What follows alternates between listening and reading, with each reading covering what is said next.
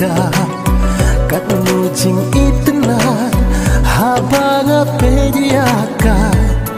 dakitiu bonrong saudong ye phikika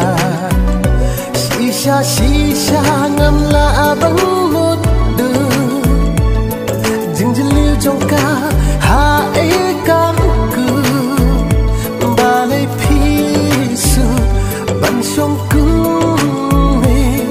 hapring kilo bam yo kasmi cos in jing i bang khalam sharta daki hukum jong phito bisaya nga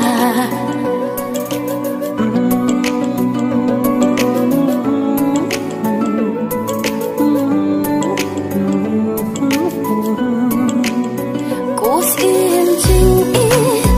bang khalam sharta daki hukum jong phito bisaya nga lazli me chendong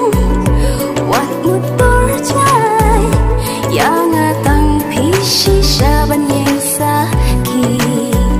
ngam dan shu ei ban ong ning kong nga ai nu yu play bana chong lara klang ka ching in ba mi bo a play kam ning toy ban em hang ni ha birthday lara klang ka ching in ba mi bo a play kam ning toy ban em hang ni ha birthday tang happy cos in ka jing i ya man si jong na pi pusmi jing i ba thian do no pi pusle kum klor prana e ban te akalawe kum klor prana e ban te yakalawe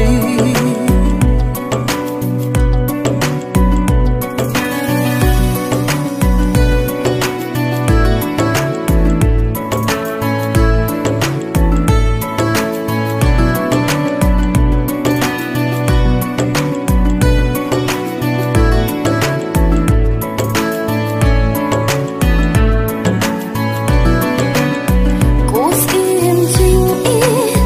bang khalam sharta daki hukum jong phito bisaya nga lazli me chendong wat mutor chai yang atang pishi shaban yang saki tang happy cos in ka jing i ya man si jong na pi pusmi jing i ba thian do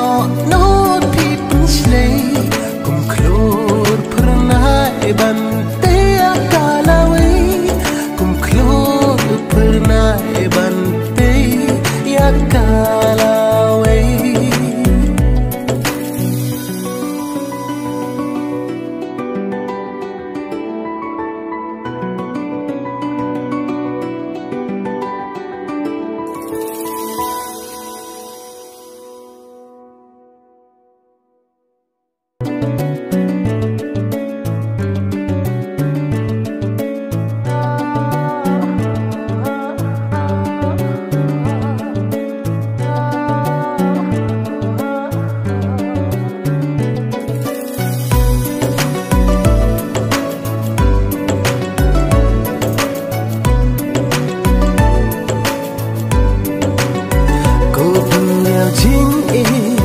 Kapum rat sirata